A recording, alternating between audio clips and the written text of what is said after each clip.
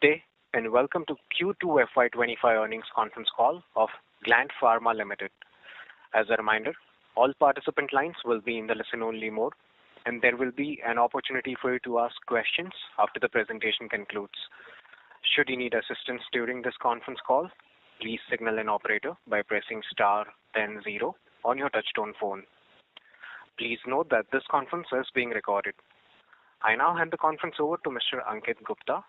Thank you, and over to you, sir. Thank you, Sagar. Good evening, everyone. We welcome you to Gland Pharma earnings conference call for Q2 of FY25. My name is Ankit, and I head investments, M&A, and corporate strategy at Gland. In India office today, we have Mr. Srinivas Sadhu, our Executive Chairperson and CEO, Mr. Ravi Mitra, our CFO. We also have Mr. Alan, the CEO of Cenexi, who's connected virtually from France. We'll begin the call with business highlights from Mr. Sadhu, followed by an overview of Cenexi from Mr. Alan, and lastly, the group financial overview by Mr. Ravi. Before we proceed, I'd like to remind everyone that some of the statements made today will be forward-looking and are based on management's current estimates. These statements should be considered in light of the risk associated for our business. The call is being recorded and the playback and script will be available on our website shortly. With that, I hand over the call to Mr. Sadhu for his opening remarks. Over to you, Mr. Sadhu. Thank you, Ankit. On behalf of Gland Pharma, I extend a warm welcome to our Q2 FY25 earnings conference call. As this will be the final call before the end of CY 2024, we wish you and your families good health and prosperity throughout the upcoming season. Today, we will review our financial results and operational developments for both the standalone entity and the group, which includes Cenexi, our European CDMO business. At a group level, we reported revenue of INR 40,068 million in Q2 FY25 compared to INR 13,000 million in Q2 FY24. Representing moderate growth of 2%. This performance is in line with our expectations, given the slower uptake in the rest of the world markets for our base business and the impact of the extended annual shutdown at our Cenexi facilities due to the planned installation of a new ampoule line. Let's take a closer look at our base business performance for the quarter, excluding Cenexi. We achieved INR 10,659 million in revenue, a 5% increase compared to the same period last year. This demonstrates the continued resilience of our operations in a competitive environment. Our base business EBITDA margins were steady at 34%, similar to Q2 FY24. On a consolidated basis, our EBITDA margins for the quarter were 21%, impacted mainly by Cenexi, as previously mentioned. We continue to see healthy performance in our core markets of the United States, Europe, Canada, Australia, and New Zealand. These key regions contributed 75% of our revenue in Q2 FY25, up from 74% in the same period last year. In the US, our largest market, sales increased by 3% year over year. This growth was fueled by both an uptick in existing products and the successful introduction of new products. During the quarter, we launched 6 molecules across these key markets, including 4 in the US alone. Notably, products like cetrorelix acetate, ephedrine sulfate, tranexamic acid, and diazepam are gaining traction with our partners, and we are very optimistic about the future growth potential. Now, turning our attention to the rest of the world markets, we see that these regions contributed 19% of our revenue in Q2 FY25, which is similar to Q2 FY24. While we experienced a slight delay in order pickup from Saudi Arabia, we anticipate this will pick up in the second half of the fiscal year. We remain confident in the long-term growth potential of this important market and are actively working to strengthen our presence there. The Indian market recorded INR 874 million in revenue, and this segment contributed 6% of our total revenue. In Q2 FY25, our total R&D expenditure was INR 493 million, representing 4.6% of our base business revenue. During the quarter, we filed 7 ANDAs and importantly received approval for 8 ANDAs. This brings our total ANDA filings in the United States to 363, with 304 approvals and 59 pending. Globally, we now hold 1,726 product registrations, demonstrating our commitment to expanding our product portfolio and reaching patients worldwide. Turning to our complex product portfolio, to date we have 9 filings completed in a targeted portfolio of 19 products. 6 of these complex products have already been approved and launched, with 3 more expected to be approved soon. Our complex products target an IQVIA market opportunity of $7.3 billion, reflecting the significant potential of this segment to drive future growth. In the Chinese market, we are adapting our development strategy to address evolving market dynamics. 4 of the 9 products in the plan for China market are currently under development and 5 have received approvals. On the biologics CDMO business from India, while we await further developments on the previously announced potential collaboration, during the quarter, Gland entered into a binding term sheet with Dr. Reddy's Laboratories to establish a strategic biologics CDMO collaboration. This partnership will leverage our state-of-the-art biologics manufacturing facility at Genome Valley in Hyderabad. We are very optimistic about the potential of these partnerships to create value for both organizations, and we expect to sign a definitive agreement soon. Lastly, on Cenexi, the business recorded INR 3,399 million, which is 37 million in revenue this quarter, with a gross contribution of 69%. As anticipated, the annual shutdown impacted our performance, and we reported an EBITDA of negative INR 685 million, which is negative 7.5 million euros for the quarter. However, our strategic progress at Cenexi is proceeding as planned. We also have Alain on the call with us today to provide a more in-depth update on recent developments and critical initiatives at Cenexi. In closing, Gland has had a good first half of FY25 and is optimistic about delivering strong financial results for the entire year. We are executing our strategic priorities, expanding into new markets, and building a solid foundation for the future. As you may have already read, we are excited to welcome Mr. Shyamakant Giri as our new CEO in January. Shyamakant is a highly accomplished leader with over 25 years of experience in driving growth and success across diverse organizations. This leadership transition is a key step in our long-term strategy, ensuring continued strong leadership and execution. With that, I would like to hand it over to Alain for a closer look at Cenexi's performance. Thank you. Alain, over to you. Thank you, Sadhu, and good evening, everyone. Cenexi's performance this quarter is in line with what we communicated during our last call. The performance was impacted by the summer shutdown, during which we invested in new capacity and performed annual maintenance.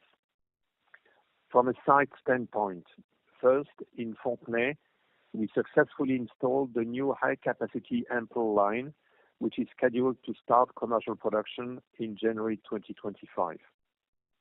Due to our strong oversight, the project progressed well and remains on track with our original plans, both in terms of investment and implementation schedule. This new line will significantly increase our ampoule manufacturing capacity, improve customer service, and generate additional revenue starting in 2025. Secondly, in Hérouville, validation batches for a new inactivated vaccine and an ophthalmic gel are progressing well, and commercial production is expected to begin before the end of the year. The site is still operating at low volumes. However, we continue to see new business traction. In Braine-l'Alleud, Belgium, we experienced a temporary setback caused by lyophilizer breakdown at the site. We are currently operating at full capacity with our remaining lyophilizers. The issue will be fully resolved during the quarter, and a new backup unit will be installed in the first half of 2025 to prevent future disruptions. While we are making good progress and our course correction plan is gaining momentum, I want to highlight that these temporary headwinds at the Braine-l'Alleud site will impact our quarterly performance. That being said, we continue to strive for achieving our short-term goals. A positive EBITDA for Q4 of full year 2025. We also maintain our medium-term goal of a positive EBITDA for the next fiscal year, driven by an increase in revenue above the 200 million euro threshold. Thank you. I will now turn the call over to Ravi to discuss financial performance. Ravi, please proceed. Thank you, Alain. Good evening, everyone. We appreciate you taking the time to join us today. Let's review our financial performance for the quarter and first half of the fiscal year 2025. In Q2 FY25, our consolidated revenue from operation was rupees 14,058 million, a 2% increase year over year, driven by modest growth in our base business in US. At Cenexi, the revenue for this quarter was lower by 5% year on year due to the extended shutdown for installation of the new ampoule line at Fontenay. Base business revenue increased by 5% year on year.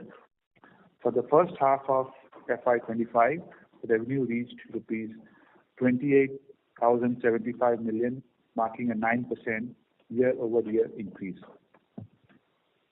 Our other income for the second quarter reached rupees 596 million.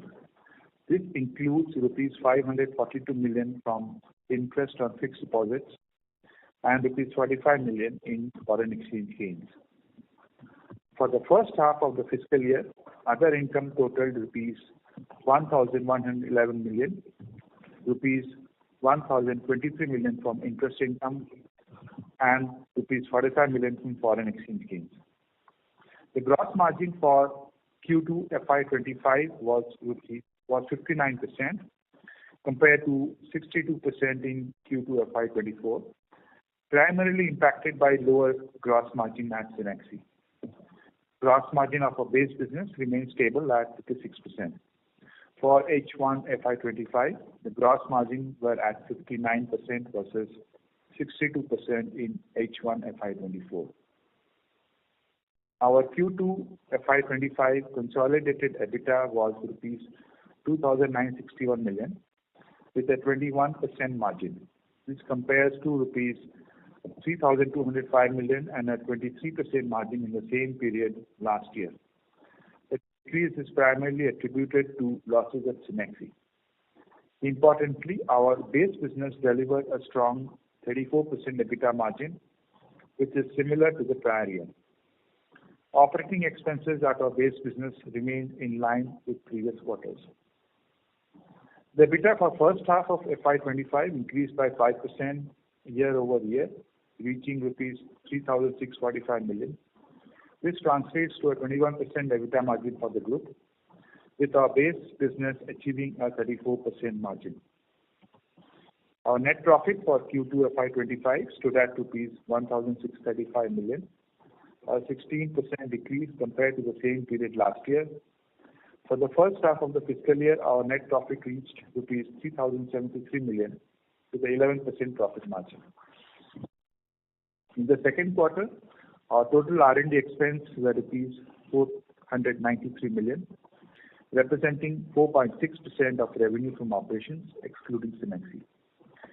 This is up from rupees 351 million in the same period last year, reflecting our ongoing commitment to adding new products.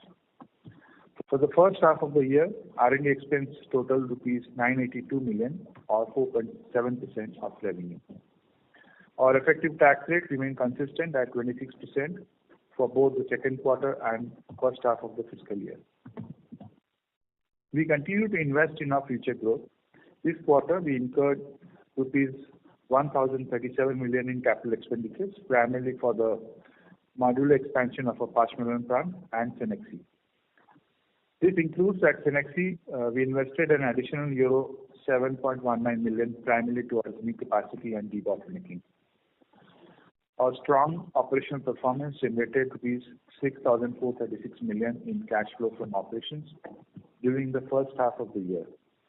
We ended the quarter with rupees 28,201 million in cash and cash equivalents. After accounting for Cenexi's debt, our net cash position was rupees 25,413 million. We have also made significant progress in optimizing our working capital, which now stands at rupees 20,453 million. Our cash conversion cycle has improved to 149 days, down from 196 days in the same period last year. With that, we will now open the floor for questions. Thank you very much. We will now begin the question and answer session. Anyone who wishes to ask a question may press star and one on their touchtone phone. If you wish to remove yourself from the question queue, you may press star and two. Participants are requested to use handsets while asking a question. Ladies and gentlemen, we will wait for a moment while the question queue assembles.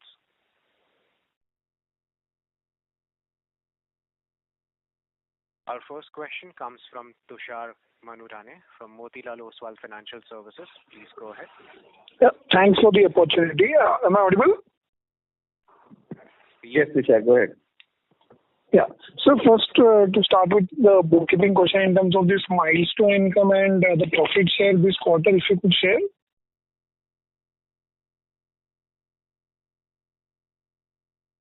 The profit share for this quarter is 8% of revenue at Cenexi. Okay. And the milestone income? It is 7%.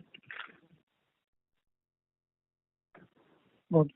So on the core market sales, in terms of the sales has been stable for 2 quarters now, while there has been 2 launches as well. So when do we see the pickup in this segment, per se, meaningful pickup in this segment? On a year-on-year basis, still US is still growing.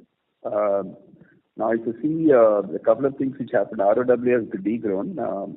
The tender offtake didn't happen last quarter, which we were expecting in Saudi. It's a big that will happen this time. That's one aspect, and one big what we got in country that also will go this quarter. So that will be a jump on the US business and the ROW business. But basically, it's a steady growth which is happening. We are losing some products. Whatever we launched in last few quarters, of course, you see last quarter we launched 8 products. This quarter we launched 6. And always when we launch products, that quarter will have a higher uptake. And then it kind of reduces to a normalized numbers. So that's what will happen. But I think some products will go and will be lesser uptake and some will go. But overall, I think if you take year on year, it's about 9% growth. So let's say compared to say 30 to 60 crores of core market sales in FY24, and the first half we have achieved 16. So likewise, considering these so many launches, so what kind of growth can be expected in the second half for core markets?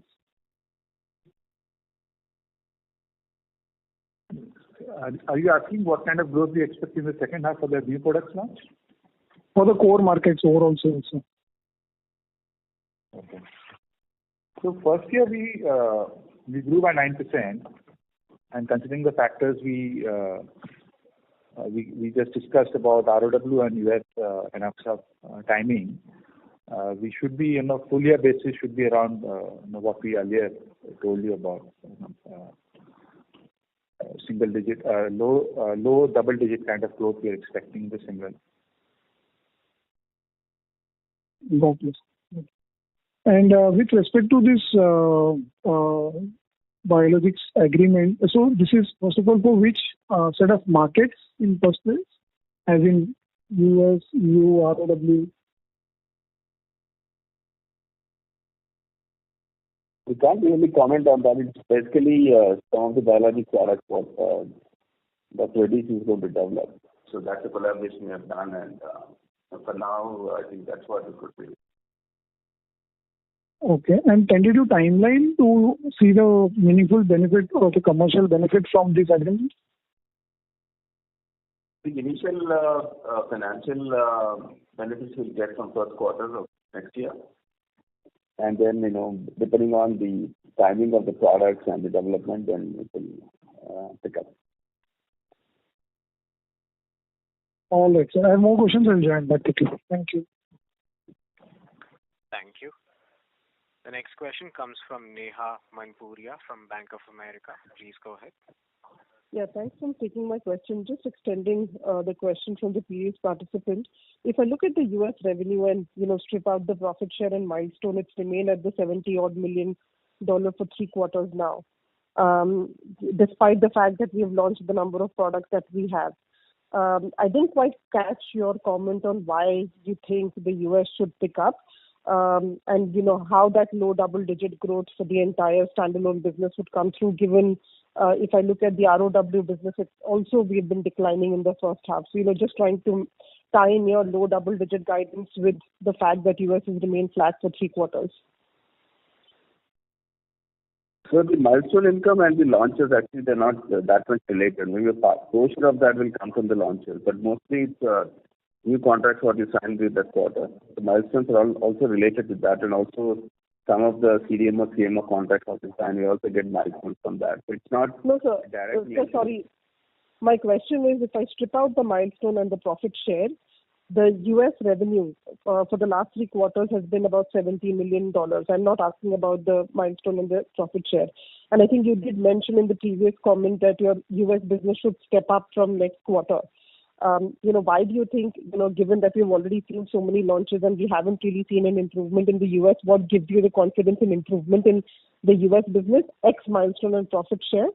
And given that, we've been flat in the U.S., how do we, plan to achieve that low double-digit revenue that you're talking about? Yeah, so one is, of course, the new launches which will happen every quarter. That's one. Second, as I mentioned, Inoxa or the new contract what you signed, it's not dispatched yet. That will happen this quarter. The Silica contract which our partner signed up.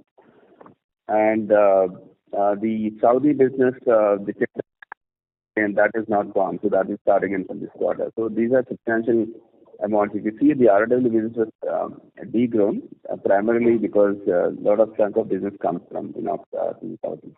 So that will keep up. Yeah. Understood. Okay. And my second question is on Cenexi. It seemed while the summer shutdown was, well articulated and we understand that, but I did see a very sharp decline in gross margins in this quarter.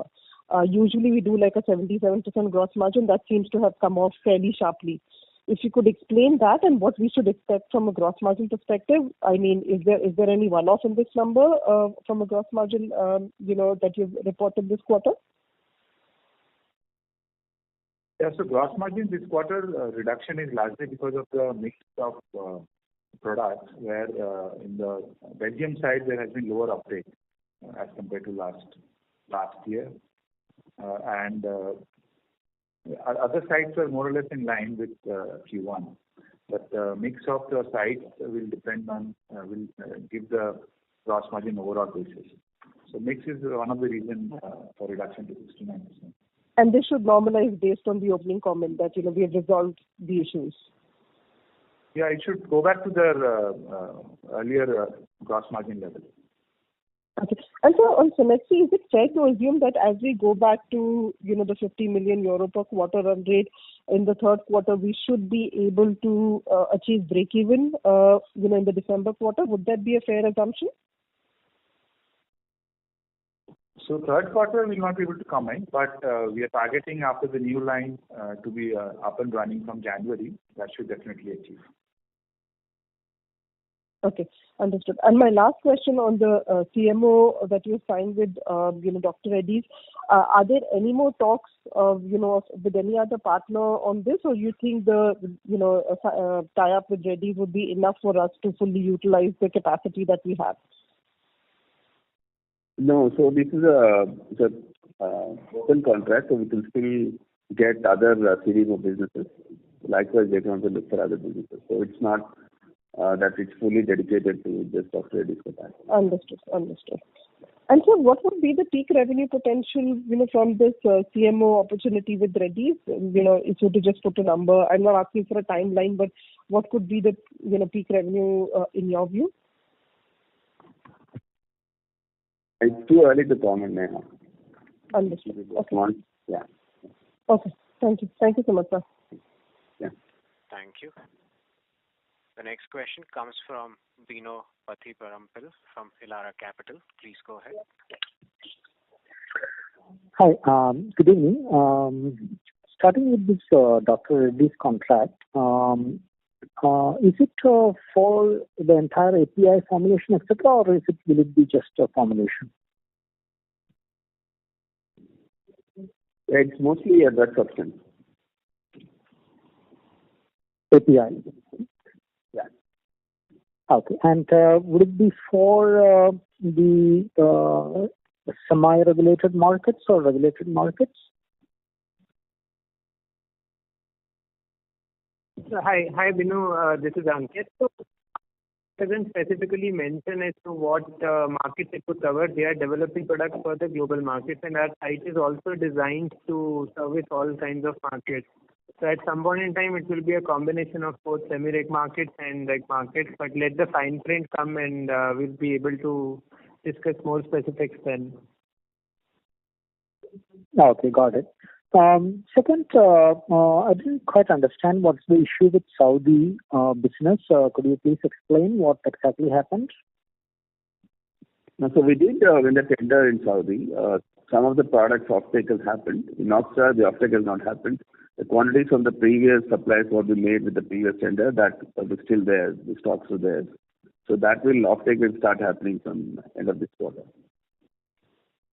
Okay, it's just that it didn't sell in the earlier quarter. There was no specific incident per se. It's just the timing, yeah. Okay. And one last question. You have a tentative approval for latanoprostene eye drops in the US. Is that a product likely in the next 12 to 24 months, or is it far out? It's under, it's a paragraph of the product, so I can't comment too much on it. Okay. Thank you. Thank you. The next question comes from Jinesh Shah from RSPN Ventures. Please go ahead. Yeah, okay. So thanks for the opportunity. So my first question was with respect to the Cenexi business. As you mentioned that we'll be able to do the break even for the EBITDA probably by quarter 4. So I would just like to know about the outlook for the EBITDA margins with respect to the Cenexi business, that how we are looking for the next year and onwards with respect to EBITDA margins. What is our vision in that?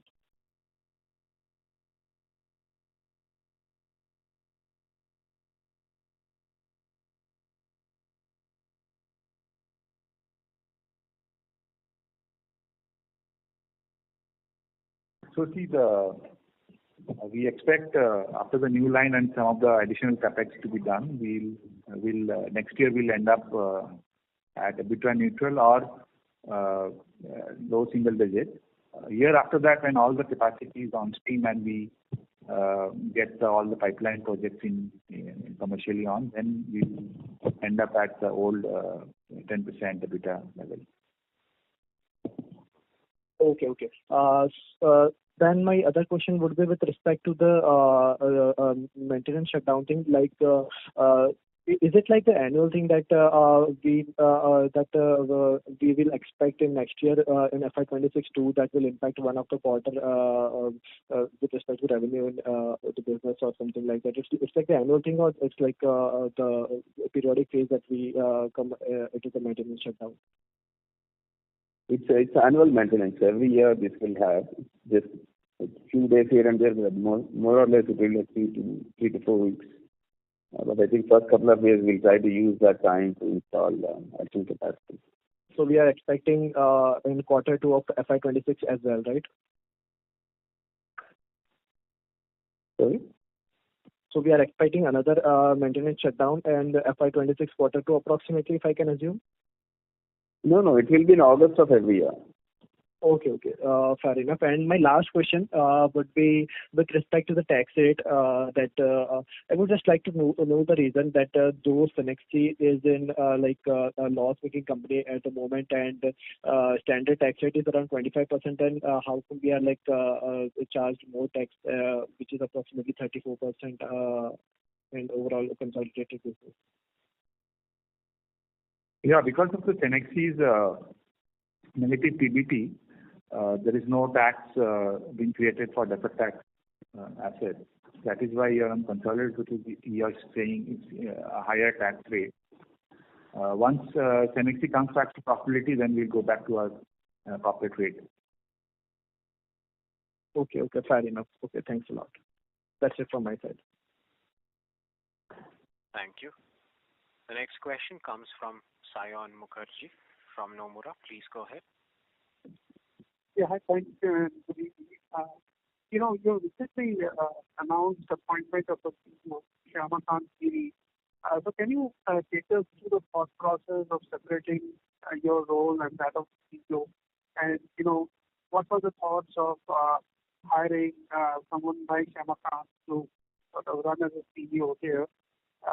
And, should we read something more strategic here? What are you expecting, going forward, for the new CEO to sort of focus on? Yeah, I think it's more to strengthen the senior leadership to grow the business.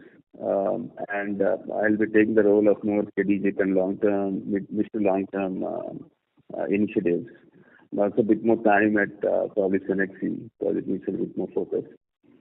And the new CEO will focus on the rest of the business, and also he brings in more experience in ROW and other markets also. So that also adds to our strategy of growing business in different markets, while we continue to have that solid business in the US market. That's the basis. Yeah, so does that mean, given Mr. Giri's experience of running front end, especially in ROW emerging market, is that something you are aggressively looking at going forward? Because you had earlier mentioned, thinking about putting up front ends. Yeah, we are evaluating that option. I mean, there are pros and cons for that. So that's actively in evaluation, yes. Okay, and secondly, on the bio contracts, so if you can, I think you mentioned about Dr. Reddy's.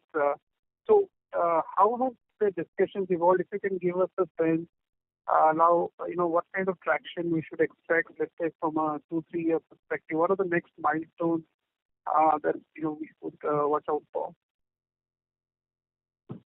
I would say, this is very important, what we just announced, because it also gives us the experience and learning what is required in this business. And normally a lot of companies look at what you've been doing because it's a new area we're entering. While we're doing this, we're also having some tangible discussions with some of the other players. This will only probably expedite those kind of discussions that we're having. So I can't put a number to it, but it's definitely one both from while it may not add up huge numbers in the near term, but it's I would say it's a foundation which we're laying for the future with smaller revenues in the beginning, but it all depends on how much bigger business we can create it moving forward. Oh, sure. Thank you. Thank you. Thank you. The next question comes from Vivek Agarwal from Citigroup. Please go ahead. Hi, thanks for the opportunity. My question is related to US business. So in first half, is it possible for you to quantify the contribution of new products in the US revenue? Basically, how many you might have launched around 10 products, right? So what is the current contribution in the one revenue? The total contribution for the first half, I think it's around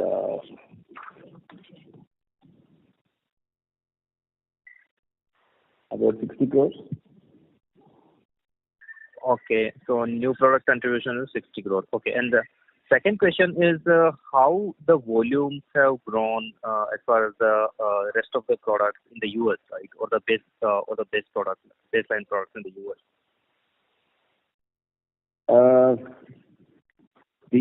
From quantity perspective is about 5% growth in the US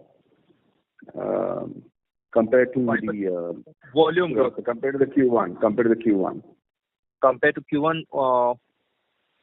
Okay, and YOY, what kind of the volume growth was there? YOY, it's about similar 5%. Okay, sir. Thank you. That's so much. Yeah. Thank you. The next question comes from Anubhav Agarwal from UBS. Please go ahead. Hi, guys. Good evening to all. One, I'm just trying to understand your R&D. So annually, your R&D is about 200 crores. And I understand from past calls that when you report R&D, part of the R&D is spent by the partners also. So can you just help, if you are spending 200 crore a year, what would be the gross R&D spend of partner plus you put together roughly? Anu, just give a second. Vivek, just correct. I think year on year, the growth based on the volume is about 13%. 5% is quarter on quarter, but year on year, it's 13%. Quantity increase. You want me to repeat the question? Anubhav, can you repeat now? Yeah, absolutely. So my question was on R&D. So Gland R&D annually is about 200 crores. And my understanding was, and you can correct it, that when for any ANDA that you submit, on an average, part of the R&D is reported by you, part of the R&D is spent by your partner. So on a gross basis, the R&D is higher. So I'm just trying to understand, when annually your R&D is about 200 crores, your partner and you put together, on an average, what would be the gross number? No, so our partner won't put anything into our R&D. It's 100% our R&D. So I'm just trying to understand. So you filing about what, 20 to 30 products annually, and you're spending about $25 million on R&D? That's correct. So how are you? I mean, you effectively spending $1 million per product per ANDA, give and take, right? And that's a huge payback period. So why are you only filing? I mean, given your cash book, etc., why are you not filing 2 times the product or 3 times the product? Opportunity is not small. So just trying to understand, first, versus all other companies that we track, $1 million per ANDA is the lowest, I think, that we see in Gland. And then I cannot understand why are you not filing 2x or 3x for the product that you are filing today with that efficiency. Give me a second.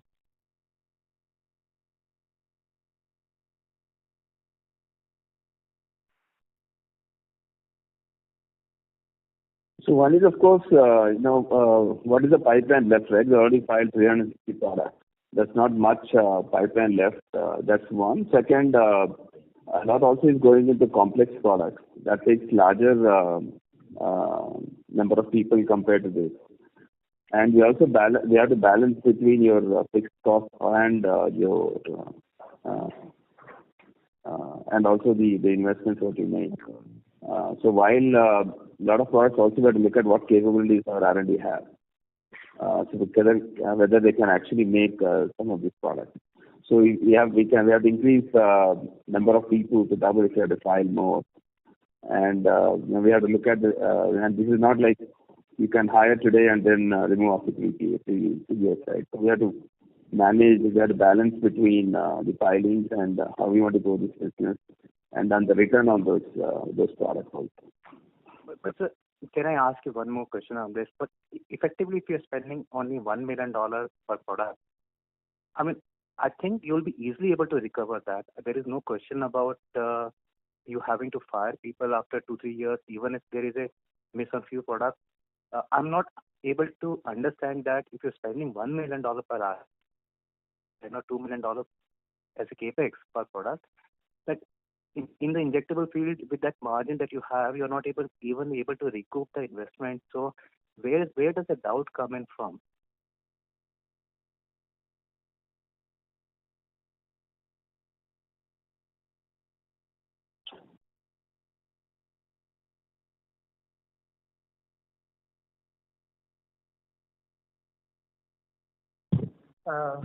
Anubhav, I'll answer this question. See, basically, if you see today, we are a pure play injectable company, and as far as the generic product is concerned, we are by and large covering most of the opportunities that we can do from our R&D in India.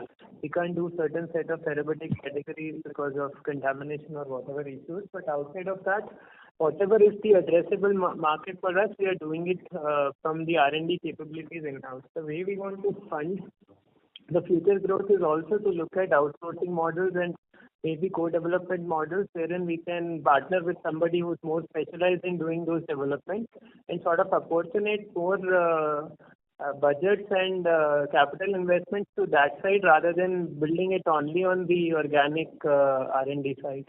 One, it will speed up the overall process of getting approvals, and second, it will also improve the overall value chain of the products which are going to come on stream for us in the future. Sure, guys.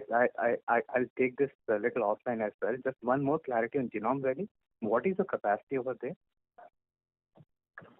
So it's about 8,000 liters of drug substance capacity, and we have only used 30% of the site. So capacity can actually go up very significantly. It has quite a lot of unused land, but today the installed capacity is about 8,000 liters, and it is a mammalian capacity, single-use bioreactor. And for this 8,000 liters, what will be equivalent gross block here? I mean, what kind of investment would have gone in to create this capacity? We have invested close to 300 crores on the site. Okay, sure. Thank you, guys. Okay. Thank you. The next question comes from Aditya Pal from MSA Capital Partners. Please go ahead. Hello. Thank you so much for the opportunity. So, couple of questions on Cenexi. So, we're just seeing in Q2, the overheads in Cenexi P&L has come down. Anything that the management has undertaken, any strategy, downsizing, anything that you can highlight on that?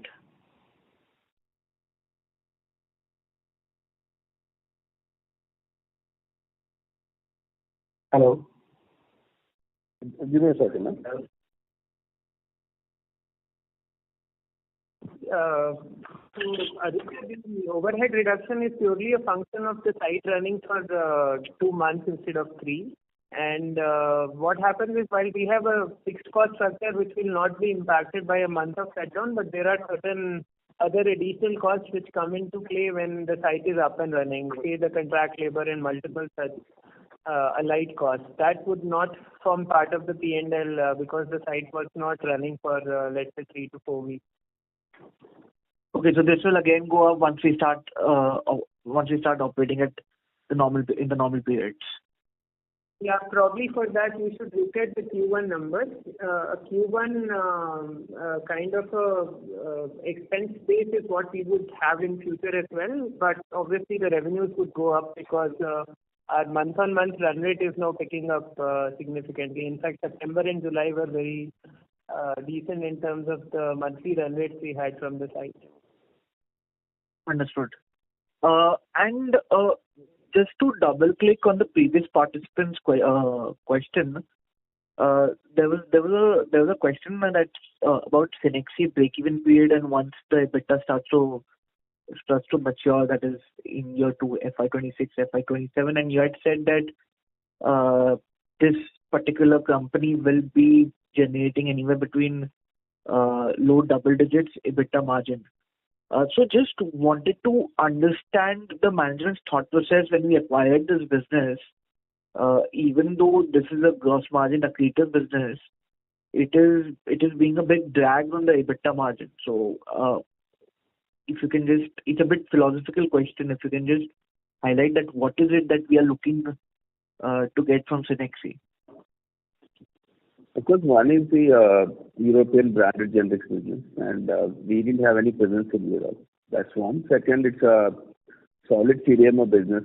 In spite of the problems and the issues we face, and the business is very intact with long-term contracts.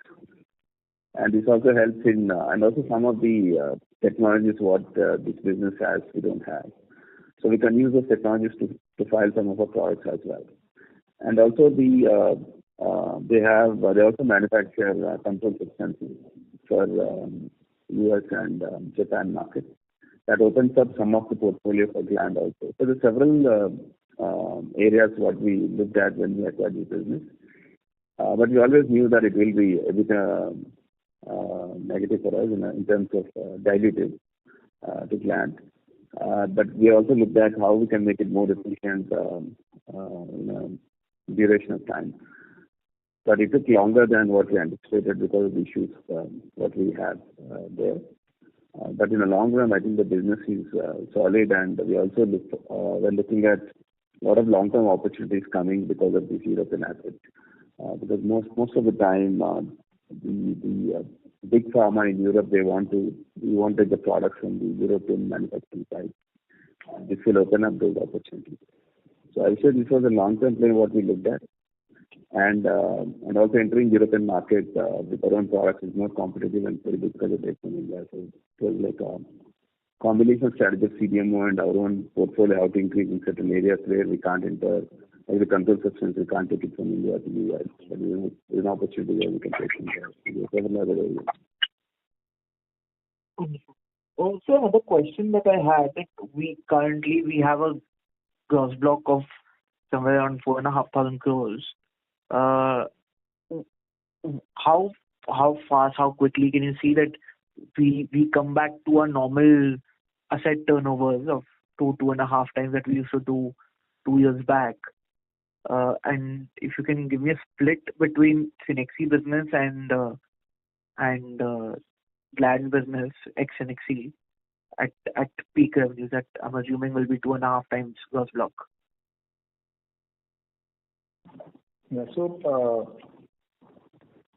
on the Gland side, the new capex which we have put up in Pashamylaram side will go upstream from next year, which is bag line and the microsphere dry powder line, and a few hormone suspension line also will come from next year. So that will bring us back to our old Gland asset turn rate, which is 2.5. On the Cenexi, this year we would be like 165 million euro, but next year we expect to reach 200 million euro, which is almost like 0.8x. And once we start commercializing the new capacity which we are putting, like one is PFS line, the new ampoule line, and a few other lines also which we are currently planning, then we should have much higher, between 1 to 2x asset turn at Cenexi as well. But that will take in a midterm basis, not next year. Understood. Just the last couple of questions, sir. So in Cenexi, what I could understand is that the Normandy site is the one that is causing the overhead to shoot up and our asset turns to be low. Is that a fair understanding? Yes, that's correct. Understood. And sir, a bookkeeping question. So goodwill has gone up in September in H2 in the balance sheet. What has led to that? Because we haven't done any acquisition in this H1, correct? So your voice is breaking. Can you repeat that question? So my question is, goodwill has gone up from March to September in the balance sheet. So, it's just an exchange difference. Okay, understood. That's it from my side. Wishing you all the very best. Thank you. The next question comes from Amilan Das from Nomura. Please go ahead.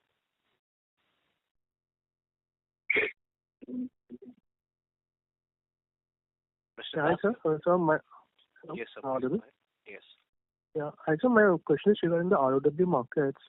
As with the Saudi Arabia market, how has been the performance in the other ROW markets like Latin, and what is your outlook regarding these markets?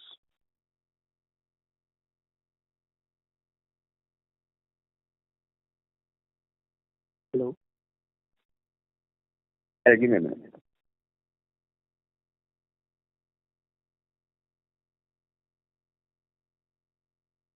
So the APAC business has gone up, and there are also several approvals in South Africa which started they start exporting.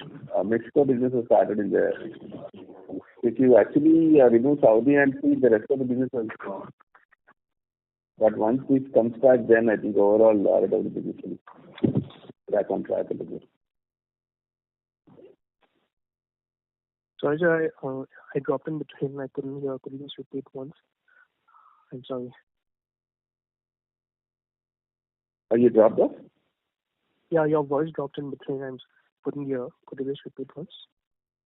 No, what I said is APAC business has grown, and we also launched new products in South Africa and also Mexico. The business started last quarter. So this will start picking up. If you actually remove Saudi and see the rest of the business, it has grown up. It has gone up. So once we start shipping out some of the key products to the Saudi, then I think overall business will be back on growth track. Okay, sir. So, and how has been the performance in markets like Brazil and Argentina, where you were quite present before, I think? I think that is steady business we're having in Brazil. Yeah. Okay, sir. Okay. Thanks. That's all. Thanks. Thank you. The next question comes from Shyam Srinivasan from Goldman Sachs. Please go ahead. Yeah, good evening, and thank you for taking my question. Just the first one on the standalone or core costs, right? If I look at gross margins, I think are down like 50-60 basis points. So what is explaining just the core gross margins coming off? Is it mix?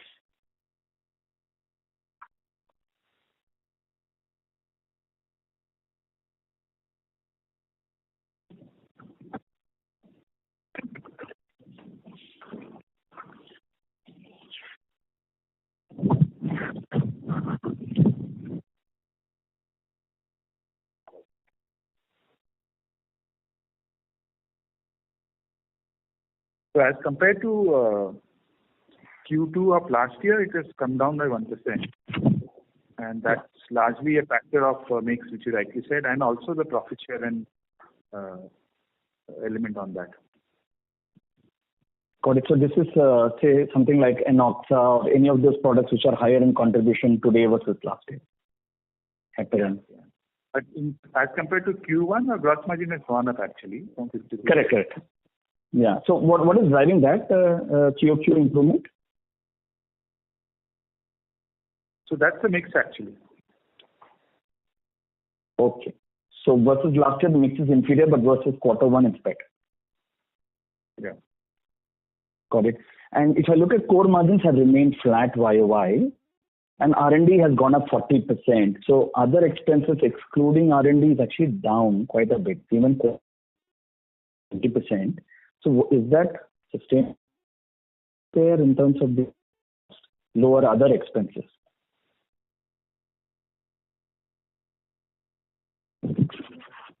So power and fuel has gone down at India. No. In the way you report your power fuel employee, you have other expenses above EBITDA. So other expenses, I'm excluding R&D, which is up 40%. So that leaves the other expenses is actually down 25% or something. YOY.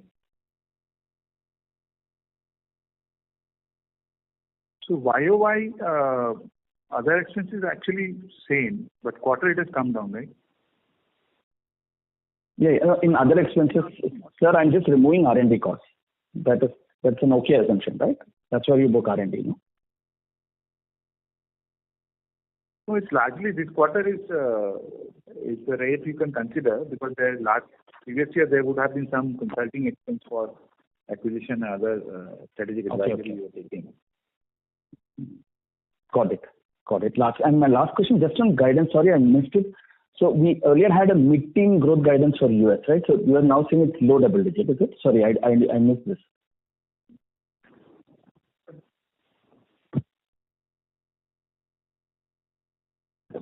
That's right, Sam. We are seeing low double digit as the top line growth expected.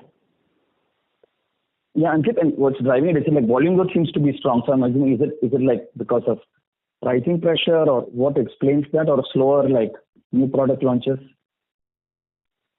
Yes, so it's going to be a combination of new launches which are stated to be done in H2 of this year. And then at the ROW level, we did talk about the Saudi Arabia business that is going to get back to normal. There were certain spills to Q3 and Q4 which could pick up. A combination of new launches, a steadiness in base business, and the pickup in ROW would drive this growth. Understood. Thank you and all the best. Thank you. Thank you. The next follow-up question comes from Neha Manpuria from Bank of America. Please go ahead. Yeah, just a follow-up question on the CMO biosimilar business. What is the cost that we are booking per quarter, in terms of the, burn from this capacity? But once the, contribution from Dr. Reddy starts coming through, is it fair to assume that we'll be able to achieve, break even on the cost starting FY26? Is the biologics you are asking on? Yes. So current cost is about 3 to 4 crore per quarter. And on the revenue side, as we mentioned earlier, it's too early to comment on that. 3 to 4 crores per quarter. That's all the cost is for the CMO business. That's the current running cost we are incurring. Okay. So this is as and when that Reddy's supply comes coming through, this cost will go up, I'm assuming. Yeah, this might go up a bit, but the business should cover all those costs. Yeah, fair enough. Okay. And my second question is, do we have any GLP products in our pipeline, or have our partners reached out to us for any, GLP products, given we have a requisite capacity for that, even if it's for fill finish? Yeah, we do. We have already signed a few GLP-1 contracts on the CDMO side. Yes. This is for the regulated market, sir? Yes. And supplies would start when? Well, they are all patents are on it, right? So. Sorry, sir. So we can't really tell the dates because it all client products. Okay. So it's yeah, but we have signed with I think three different customers on GLP. Got it. Thank you so much, sir. Thank you. The next question comes from Sunil D. Khatri, who's an individual investor. Please go ahead. Yeah. Good evening, sir. Good evening. My question is that when is likely to be